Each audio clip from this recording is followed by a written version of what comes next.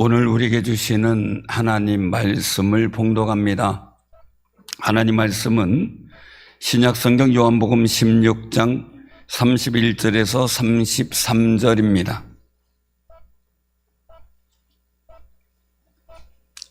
요한복음 16장 31절에서 33절 말씀 봉독합니다. 예수께서 대답하시되 이제는 너희가 믿느냐?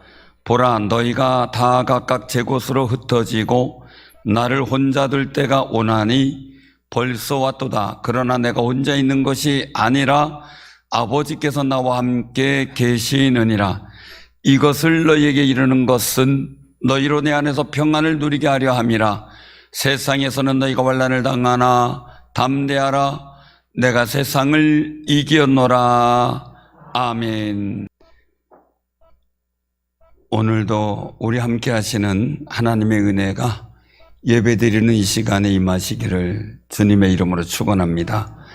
사순절 네 번째 주일입니다.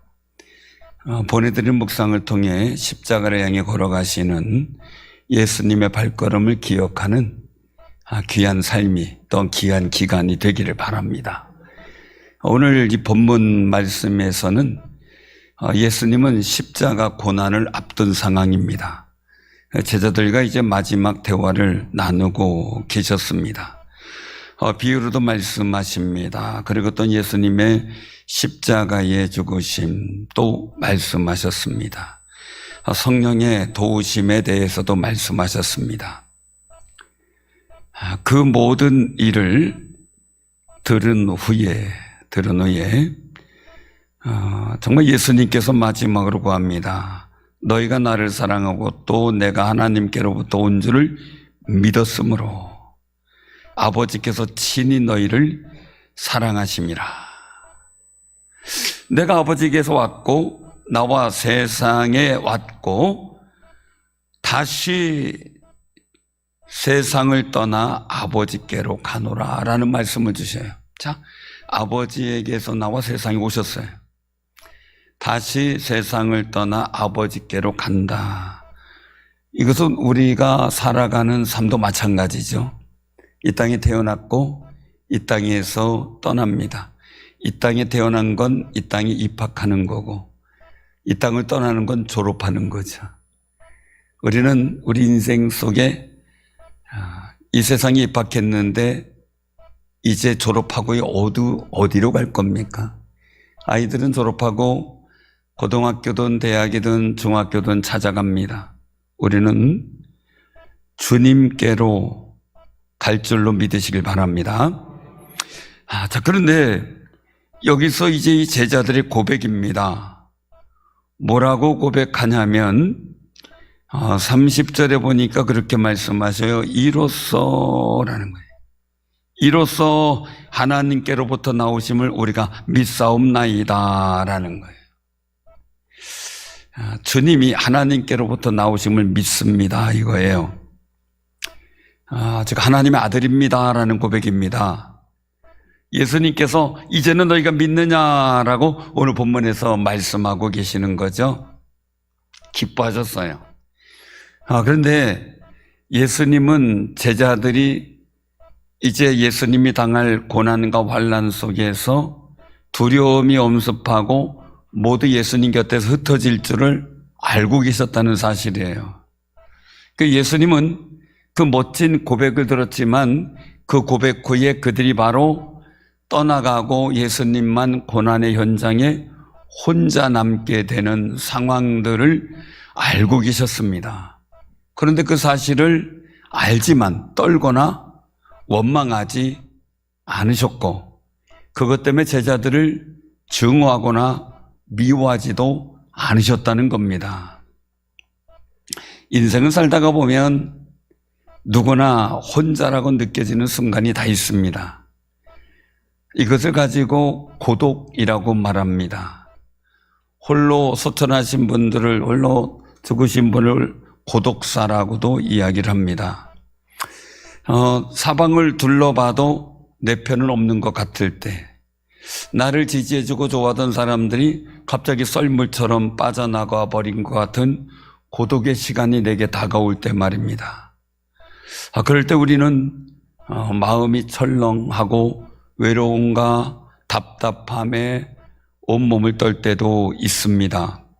이제 예수님 옆에는 그 많던 제자들이 다 떠나가고 한 사람도 남지 않는 정말 가장 처절한 고독의 역사의 직전에 서 계신 겁니다. 그래서 예수님이 제자들에게 말씀합니다. 보라, 너희가 다 각각 제 곳으로 흩어지고 나를 혼자 둘 때가 오나니 벌써 왔도다 라고 말씀하셔요. 흩어지다라는 말의 뜻은 헬라어로 보면 이 스코르피조라는 말입니다. 스코르피조. 양떼가 이리저리 막 위급한 상황에서 갑자기 양떼들이 그냥 제 갈 길로 뛰쳐나가는 그런 위급한 상태, 이런 것을 의미합니다. 예수님은 제자들의 절단 배신 속에 자기 혼자만 남게 되는 외로움을 알고 계셨던 겁니다. 그런데요, 그 다음 구절에 바로 반전의 예수님의 선언이 나옵니다. 예수님께서는 놀랍게도요, 내가 혼자 있는 것이 아니라 아버지께서 나와 함께 계시느니라 라고 말씀합니다. 나 혼자 있는 게 아니야, 아버지가 나와 함께 계셔, 이 말이죠. 우리는 나 혼자, 다른 사람 다 믿었던 사람이 사라지고 나 혼자 남았을 때 원망하고 불평하고 낙심하고 외로움에 떱니다. 그런데 예수님은 그러지 않고, 예수님은 제자들의 배신에 또 곧이어 생길 고난과 또 당할 멸시와 천대, 모욕, 그리고 십자가의 고통, 그것도 두려워하지 않습니다. 왜 그렇습니까? 예수님은 거기에 생각이 초점을 둔 게 아니라 오직 아버지 하나님이 함께 계심에 생각에 초점을 두고 계셨기 때문입니다. 사랑하는 성도님들, 사람이 어떤 것을 집중해서 바라보냐에 따라서 전혀 다른 결과가 나오는 경우가 대부분입니다. 심리학에서 실험을 했습니다. 사람이 이제 사람들에게 자전거를 주고 자전거를 타고 좁은 길을 지나가게 했습니다. 그런데 그 시험하는 심리학자가 강조하기를 절대로 이 좁은 골목 안에 있는 장애물을 보지 마십시오, 그렇게 얘기를 했어요. 절대 보지 마시라고, 그리고 자전거 잘 타고 지나가라고. 근데 사람이 어떻게 하지 말라면 더 하죠. 옆에 분들한테 인사 나누세요. 우린 그러지 맙시다. 우린 그러지 마. 아이들이 꼭 하지 말라면 더 해요. 자꾸 꽃을 만지길래, 꽃을 만지면 상하잖아요. 야, 만지지 마. 꽃 상하는 거, 꽃은 그냥 보는 거야. 그랬더니 예, 그러면서 손을 옆으로 내더니 만지고 있어요. 참, 절대로 보지 마십시오, 그랬는데 사람들이 그냥 그 장애물을 못 피하고 그냥 부딪히고 지나가더라는 겁니다. 왜 그럴까 하는 거예요. 사람은 보고 있는 것으로 움직인다는 거예요. 장애물을 보지 말라고 했는데 보지 말라니까 더 생각의 초점이 그 장애물에 집중돼요. 그 자기도 모르게 글로 가게 되더라는 거죠. 옛날 어릴 때 생각이 납니다. 이거 할아버지 드릴 거니까 절대 만지지 마, 보지도 마. 그리고 다락에 올려놓으면 우리는 그거 어떻게 볼까 혈안이 됩니다.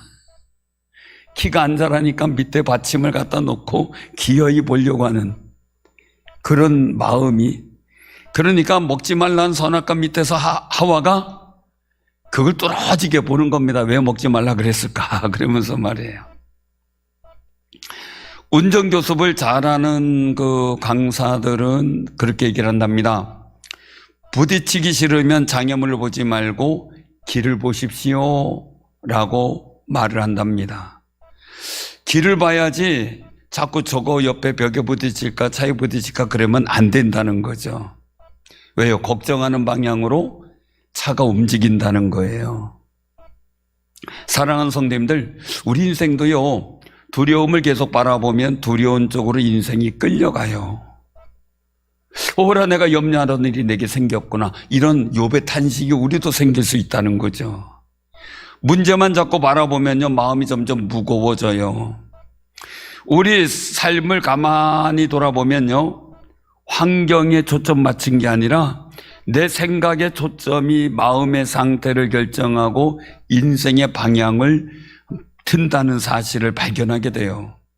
왜냐하면 같은 상황을 당한 사람 속에서도 어떤 사람은 평안을 누리고요, 어떤 사람은 두려움에 무너집니다. 차이는 뭐냐? 생각의 초점입니다. 그러니 광풍을 맞아서 사도 바울이 탄 로마로 가는 배가 파손할 지경입니다. 사람들은 죽겠다고 아우성칩니다. 베드로는 평안합니다. 왜요? 하나님의 인도하심을 알고 있기 때문입니다. 또 자신으로 인하여 그 배가 구원받는다는 사실을 알고 있기 때문이죠. 그러기에 담대하고 평안합니다. 왜요? 생각의 초점이 풍랑이는 파도, 무너지는, 깨지고 부서지는 배에 초점을 둔 게 아니라 하나님의 인도하심과 하나님께서 구원하시길 원하시는 선하신 역사에 초점을 두었기 때문입니다. 우리는 흔히 상황이 나빠지면 상황 자체의 마음을 뺏겨버리죠. 그래서 예수님께서도 정말 풍랑이는 그런 배에 탄 제자들이 우리가 죽게 되었나이다 살려주세요 하니까 믿음이 적은 자들아 하고 책망하시고 바다를 잔잔케 하셨습니다. 우리는 내 인생의 배든 내 삶의 자리든요, 사람들이 나를 비난하면 어떻게 하지? 이렇게 되면 내 미래가 어떻게 될까? 염려 근심 속에 내 생각의 초점이 맞춰지기 때문에 염려 근심의 감옥에, 두려움의 감옥에, 불안의 감옥에 가둬지게 됩니다. 예수님은요, 현상이 아니라 본질을 보셨어요. 비록 제자들 육안으로 예수님 혼자 계신 것 같이 보일런지 몰라도 영적인 실제는 예수님 곁에 하나님이 함께 하신다는 사실을 예수님 보고 계셨어요. 여러분들도 육신적인 생각 속에서 되어지는 삶의 환경만이 아니라 영원토록 내가 너와 함께 하리라 하신 주님의 말씀 속에 주님이 보이는 역사가 있기를 바랍니다. 우리 인생의 어려운 상황 속에 우리 생각의 초점이 어디를 향해야 하는지를 우리가 살펴봐야 되겠죠. 사랑하는 성도님들, 하나님께서 지금 우리에게 물으신다면 지금 생각의 초점이 어디에 있느냐라고 물으신다면 여러분들 어떻게 대답하실 겁니까? 내 마음 생각의 초점이 인생의 문제에 있습니까? 살아가는 환경에 있습니까? 앞으로 벌어질 줄 모르는 일에 대한 두려움입니까? 아니면 돈입니까? 아니면 내 인생이 해결되지 않는 어려운 숙제입니까? 아니면 더 나아가 예수님이십니까? 하나님 어떻게 더 잘 섬기고 예배를 잘 드릴까 하는 생각에 여러분들의 초점이 맞춰져 있습니까? 사진을 찍다 보면 초점을 잘 맞춰야 되죠. 요즘엔 물론 자동적으로 탁탁 맞춰지니까 참 좋지만 옛날 구식 카메라 보면은 서 있어야 되고 이 초점을 맞추다 보니 땀은 한 땡볕에 땀은 삐질삐질 나지 초점은 안 맞춰서 맞추느냐고 애쓰지 고생했던 때가 있었습니다. 초점은 사진을 맑고 정말 작품처럼 만들어냅니다. 우리 인생의 생각의 초점은요, 내 인생을 밝게 만들고 복되게 세워나가는 거룩한 능력이 됩니다. 성경의 위대한 믿음의 선배들도요, 혼자 되었을 때 생각의 초점을 훈련했던, 그리고 거기에서 당당히 승리하는 사람들이었습니다. 이사야 51장 2절에 보면요, 하나님이 말씀하시는데 아브라함이 혼자 있을 때에 내가 그를 부르고 그에게 복을 주어 창성하게 하였느니라 라며 하나님이 낙심한 이스라엘 백성에게 아브라함을 생각해 보라고 말씀하신 겁니다. 아브라함이 갈대아 우르를 떠날 때 롯이 함께 했습니다.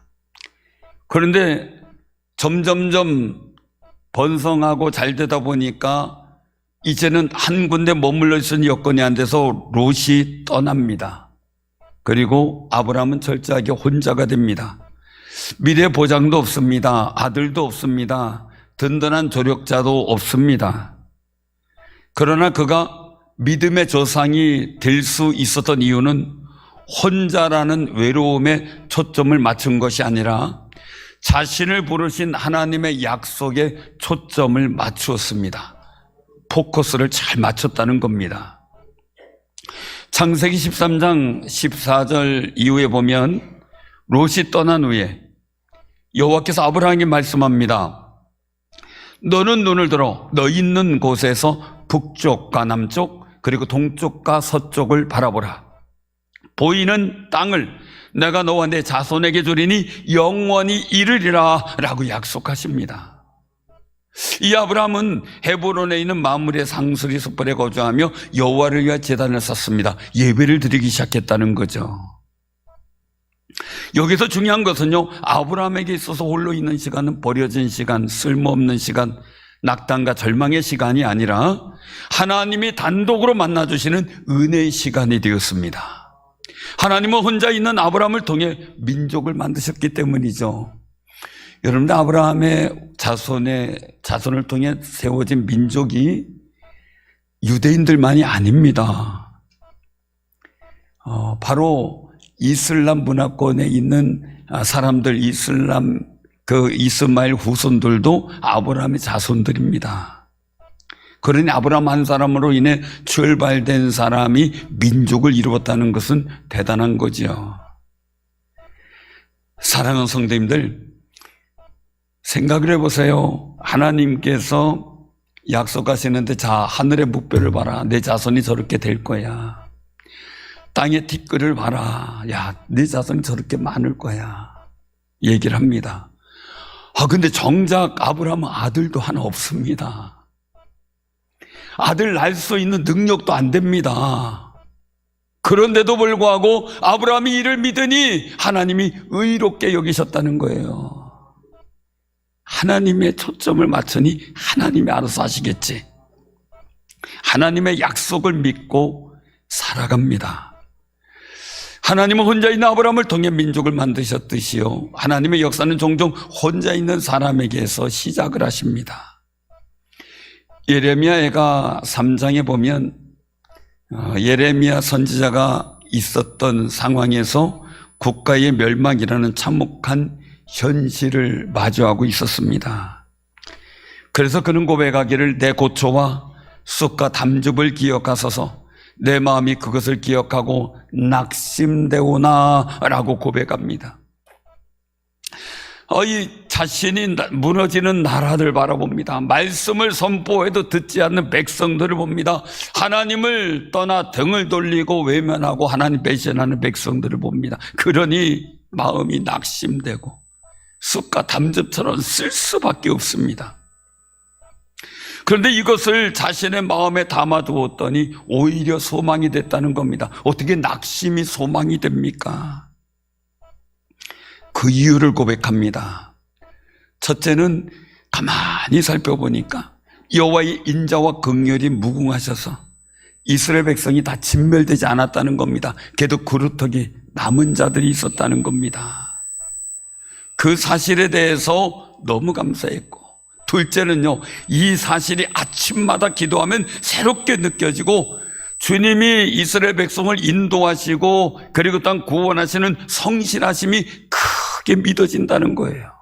크게 믿어진다. 그래, 하나님은 성실하셔. 약속을 이루시는 분이, 이게 믿어진다는 거예요. 언제 기도하면요? 언제 기도하면요? 아침마다 기도하면. 옆에 분들하고 인사 나눕시다. 우리도 새벽기도 열심히 합시다. 새벽에 주님 바라보는 마음속에 여러분들의 마음의 주님의 성실하시 여러분들 구원하고 인도하시는 성실하심이 자꾸 믿어지고 확신되어지기를 바랍니다. 세 번째는요, 자기 심령에 여호와는 나의 기업이시니 그러므로 내가 그를 바라리라 라고 예레미야가 3장 24절에 고백해요. 단호한 믿음으로 고백해요. 여기서 여호와는 나의 기업이시니 라고 한 말씀은요, 기업이라고 하는 말은 히브리어로 헬레크라는 말입니다. 헬레크. 이 말의 뜻은요, 내 삶의 가장 중요한 몫이다 이거예요. 이 말의 속뜻은 내 인생의 가장 중요한 것은 하나님이십니다 라고 고백하는 거예요. 여호와는 나의 기업이신 하나님은 내 인생의 가장 중요한 분입니다. 이런 세 가지 믿음 속에서 얻은 결론이 있어요. 여호와는 기다리는 자들에게나 구하는 영혼들에게 선하시도다라는 확신을 갖게 돼요. 자, 한번 따라해 보시기 바랍니다. 여호와는 기다리는 자들에게나 구하는 영혼들에게 선하시도다. 이 말씀이 여러분들에게 임하길 바랍니다. 여기서 이제 기다리다라는 말은 히브리어로 카바라는 말인데, 카바. 이것은 그냥 무턱대고 기다리는 게 아니라 소망을 가지고 기대하며 기다린다는 거예요. 소망을 가지고 기대하며 기다린다. 그냥 기다리는 게 아니라 소망이 있다는 거죠. 그래서 예레미야는 말하기를 혼자 앉아서 잠잠할 것은 주께서 그것을 그에게 메우셨음이라 라는 결론을 해요. 멍해가 있을지라도 우리나라가 져야 될 치밀할지라도 그것을 메워줬으니 혼자 앉아서 잠잠히 기다리라는 거예요. 여기서 잠잠하다라는 말은 히브리어로 다맘이라는 말인데, 다맘, 침묵하다, 평온하게 있다 이런 뜻이에요. 막 고난 중에 막 이리저리 뛰어다니며 인간적인 방법을 찾고 막 속에서 열불 나서 막 안절부절 못하는 게 아니라 입을 다물고 불평하지 않고 오히려 감사하는 마음으로 마음의 시선을 하나님께 고정하는 거예요. 내 생각의 시선을 하나님께 고정하는 것, 그게 잠잠하다라는 말이에요. 사랑하는 성도님들, 우리가 속상하고 낙심될지라도 낙담하는 소리나 불평의 소리, 원망의 소리를 꼭 입을 담고 하나님의 구원을 바라보며 성실하신 하나님을 믿고 조용히 기다리는 잠잠함의 영성을 이루시기를 바랍니다. 믿는 사람에게 혼자의 시간은 절망의 시간이 아니고 하나님을 바라보는 시간이라는 거죠. 사람들 요즘에 애완견들 키우면서 주로 얘기되어지는 내용들이 분리불안이더라고요. 우리 사람들도 분리불안이 있어요. 우리 주변에 아무도 없으면 조용히 편안해질 줄 알아야 되는데 불안해. 누군가가 옆에 있어야 되고, 그리고 또 누군가가 보여야 편안해지는 그런 마음이 바로 이 분리불안 증세인데, 사랑하는 성도님들, 믿음의 사람들에게는요, 혼자의 시간이 하나님을 바라보는 중요한 시간이에요. 절망과 불안의 시간이 아니라 오히려 하나님의 거룩한 은혜를 바라는 시간이라는 거죠. 사실 내 생각이 너무 많으면 하나님의 음성, 말씀을 통해 들려지는 음성이 못 들어요. 저도 기도하다가 주의 음성을 들을 때 제 생각이 복잡하면 스톱합니다. 그리고 마음이 평안하기를 위해서 기도하다 그 속에서 하나님의 뜻을 찾으려고 합니다. 왜요? 하나님의 음성을 잘 분별하지 못하기 때문이죠. 그래서 예레미야는 나라의 불안한 소식들, 그리고 또한 예레미야를 말씀 전한다고 공격하고 전하지 못하게 방해하고 감옥에 가두고 하는 그 일들 속에서 고통의 멍에를 메고 있을 때 오히려 혼자 앉아 잠잠히 하나님을 바라보는 생각에 초점을 집중하는 법을 배우게 된 겁니다. 하나님을 바라보는 사람은 혼자 있는 시간을 하나님이 나와 함께 한다는 확증을 얻는 기회로 삼는다는 거죠. 사랑하는 성도님들, 때로는 외로움과 고독이라는 것이 우리에게 찾아옵니다. 사람이란 사람이 많아서도 그렇고 나한테 정말 마음을 나눌 친구가 있는가 생각해보면 또 허전해집니다. 정말 나는 정말 내 인생 속에 같이 동고동락하며 살 수 있는 귀한 사람이 있을까? 또 허전해지고 고독해집니다. 그때 얻을 수 있는 건 그래 하나님밖에 없어 라는 생각에 집중하게 될 때 특별히 모세나 또한 다윗이나 야곱이나 모든 사람들을 통해서 볼 때 비로적절하게 하나님께서는 하나님의 사람을 만나게 하신다는 거예요. 그 은혜를 나눌 수 있도록 그게 인복입니다. 예수님도 보면 고난의 길에서 십자가를 져야 될 상황에 그 길에서 혼자가 되셔요. 우리도 뭐 중요한 일을 할 때 또 어떤 일을 하다가 힘든 일을 당할 때 갑자기 혼자가 된 느낌이 들 때가 있잖아요. 예수님은 체포됩니다. 조롱을 받습니다. 책짓기를 당합니다. 그리고 결국엔 십자가를 지시고 죽게 되십니다. 이 사실을 알고 계십니다. 얼마나 무겁겠습니까? 얼마나 힘들겠습니까? 만약에 여러분들의 인생의 앞길이 그렇게 정해져 있다면 여러분들 얼마나 괴롭겠습니까? 옆에 가족들은 알아주지도 않고 자꾸 이래라 저래라 잔소리만 해대면 짜증이 나고 화가 날 수밖에 없습니다. 제자들은 말은 기가 막히게 하지만 곧 배신하고 도망가고 예수님 혼자 남겨둘 사람들입니다. 그런 제자들에게 이것을 너희에게 이르는 것은 너희로 내 안에서 평안을 누리게 하려 함이라 라고 말씀합니다. 사랑하는 성도님들, 주님 안에서 평안을 누리시길 바랍니다. 이 평안은 헬라어로 에이레네입니다. 에이레네. 이 단순히 전쟁이 없는 상태가 아니라 하나님과의 올바른 관계에서 전인적인 안식, 즉 주님 안에서 주님과의 관계 속에서 얻어지는 안식 속에 평안을 말합니다. 세상은 우리에게 어려움을 주기도 하고 나의 삶의 환경 속에 환난도 주기도 합니다. 이 환난을 헬라어로 보면 들립시스라는 말인데 그 뜻을 보니까요, 사방에서 압착하여 누르는 고통입니다. 대규모 오페라 극장에서 사람이 어떤 일로 인하여 나오다가 밟혀 죽는 그런 사건들도 많았죠. 경기장에서도 그렇고요.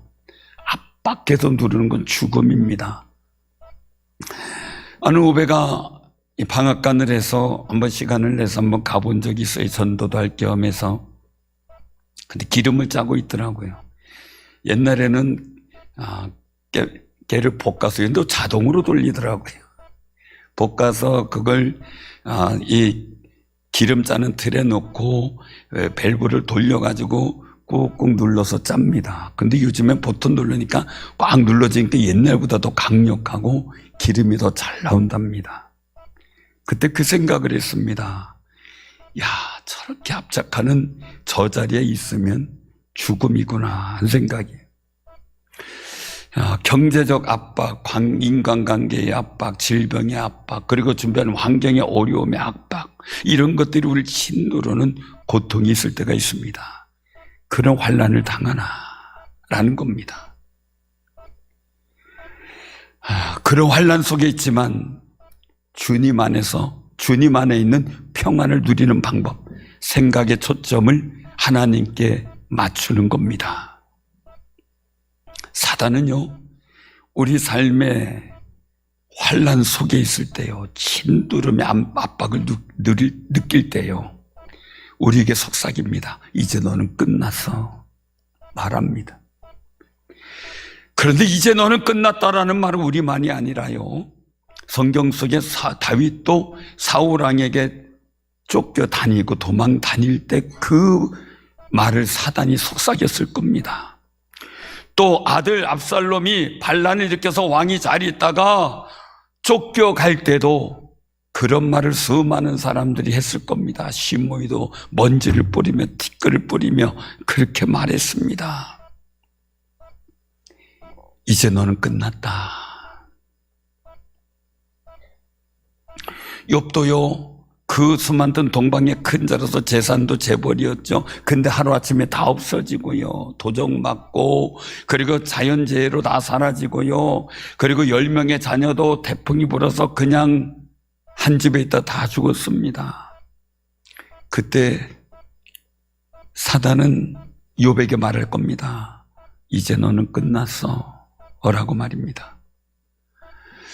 심지어 그 아내도 하나님을 원망하고 죽으라고, 너 끝났지 않았냐, 너 인생 끝났지 않았냐 비난하고 떠납니다. 요셉도 형들이 노예로 팔아버렸을 때 똑같이 사단은 찾아왔을 겁니다. 이제 너는 끝났다, 네 인생 끝났다, 종쳤다 하고 말입니다. 그러나 이 사람들은 그 지독한 어려움 중에 혼자였을 때 하나님의 구원의 역사가 시작됨을 알았습니다.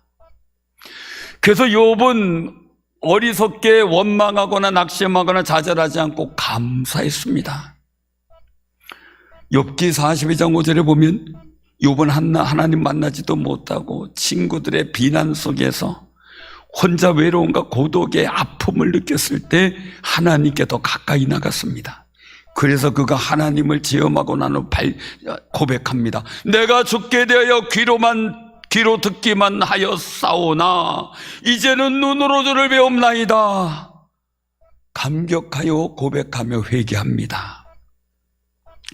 사랑하는 성도님들, 우리가 이런 모습 속에서 여러분들 마음속에 이제 너는 끝났어 라는 소리 들릴 때 예수의 이름으로 물리치시길 바랍니다. 주님이 함께 계신다 고백하면서 말입니다. 예수님도 제자들이 뿔뿔이 흩어지고 혼자 되셨습니다. 사단이 말했을 거예요. 바리새인들도, 거기 있는 무리들도 예수님 바라보며 너는 이제 끝났어 라고 귀에 대고 속삭였을 겁니다. 예수님 고난받는 주변에 있는 모든 분위기도 이제 예수 너는 끝났다 라는 분위기의 압박을 느끼셨을 겁니다. 그런데 예수님은 그런 상황을 예측하시며 예수님이 이르시는 말씀을 듣고 제자들이 예수님 안에 있는 평안을 누리기를 원하셨습니다. 그런 마음에서 담대하라, 내가 세상을 이기었노라 라고 선포하십니다. 이 선포가 여러분들을 향한 선포인 줄로 믿으시길 바랍니다. 여기서 이기었다, 이기었노라, 이기었다라는 이 뜻은 헬라어로 네니케카입니다. 네니케카. 이 단어에는 완료형입니다. 끝났다 이 말입니다. 이미 승리가 확정되었다라는 뜻입니다. 예수님은 십자가가 패배가 아니라 부활하는 승리의 길로 하나님이 인도하시고 예비하시는 역사가 있다는 사실을 알고 계셨습니다. 그러기에 이겼다라고 미리 선언했습니다. 여러분들의 삶의 고난의 자리에서 내가 예수의 이름으로 이겼노라 선포하는 확정의 믿음을 갖길 바랍니다. 그래서 십자가는 실패의 자리가 아니라는 걸 주님이 보이셨습니다. 세상의 모든 죄와 사망의 권세를 깨뜨린 승리의 자리라는 사실을 우리에게 보여주신 겁니다. 제자들도 예수님 안에서 승리하게 하시는 하나님을 바라볼 수 있어야 했습니다. 그러면 어떤 환난과 고난 속에서도 정말 나를 그냥 짜내는 것 같은 압박감이 있을지라도 평안을 누리는 거룩한 능력이 있었겠죠.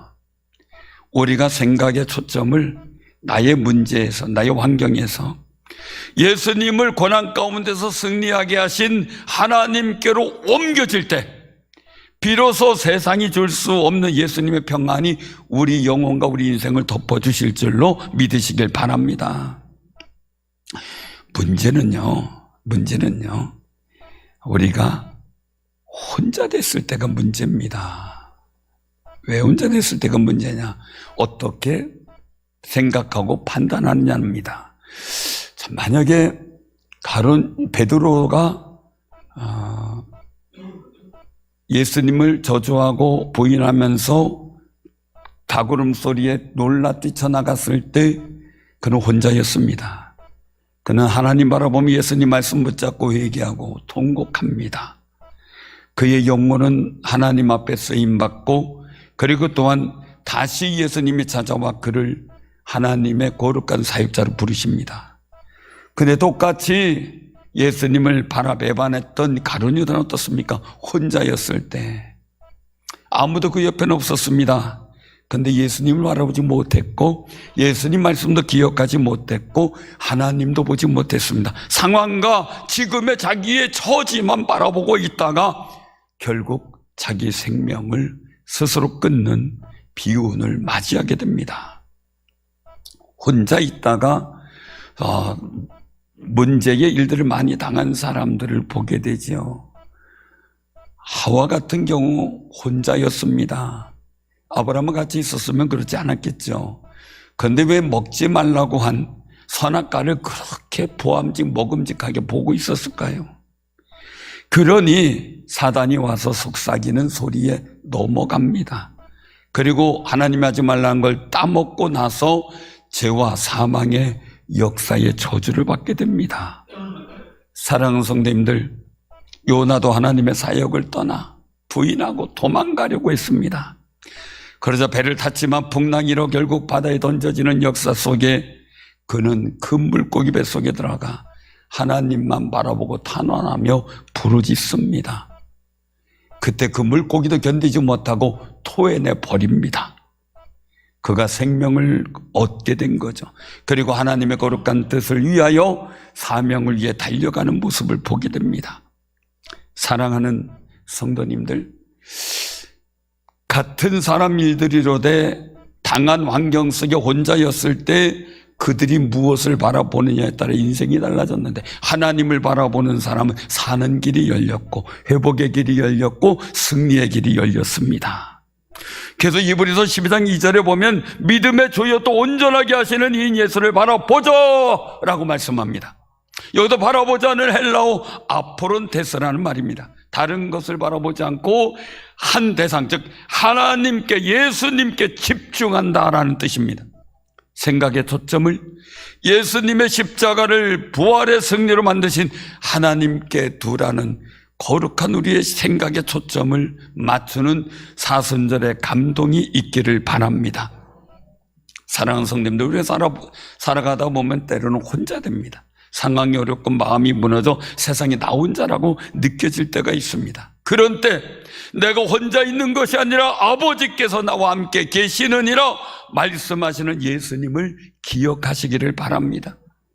믿음의 사람에게는 진짜 혼자는 없습니다. 하나님이 함께 계시기 때문입니다. 아브라함도 혼자였지만 민족을 이루는 계획을 이루어 가시는 하나님이 함께 계셨습니다. 예레미야도 나라가 망한 폐허 속에 하나님 말씀을 전하는 그는 혼자였지만 그의 마음속에서 이미 이스라엘 민족을 포로에서 해방시켜 다시 돌아오게 하는 하나님의 구원의 역사가 시작이 되었습니다. 예수님도 십자가의 길에서 부활의 거룩한 승리를 이루시는 하나님의 거룩한 승리가 시작이 되었습니다. 아브라함처럼 혼자 있는 시간을 하나님이 일하시기 시작하는 시간으로 믿으시길 바랍니다. 예레미야처럼 나를 낭망시키고 두렵게 하는 나라의 소란소란 소리를 다 꺼버리고 잠잠히 하나님만 바라보시기를 바랍니다. 내가 혼자라고 느껴지는 그 순간 사실은 하나님 아버지가 가장 가까이 계시는 시간입니다. 생각의 초점인 영적인 안테나를 높이고 세상의 두려움의 채널을 맞추면 두려움이 생기는데 승리하신 예수님께 채널을 맞추면 하늘의 평안이 찾아옵니다. 어떤 환난 속에서도 예수님이 세상을 이기게 하신 하나님께서 나와 함께 계신다는 그런 생각의 초점의 안테나를 높이 세우고 하나님의 말씀을 통해 이루어 주시는 그 평안, 주님이 주시는 평안이 우리 사랑하는 성도님들 넉넉하게 승리하게 하시는 놀라운 역사로 이루어 가시기를 주님의 이름으로 축원합니다. 아멘.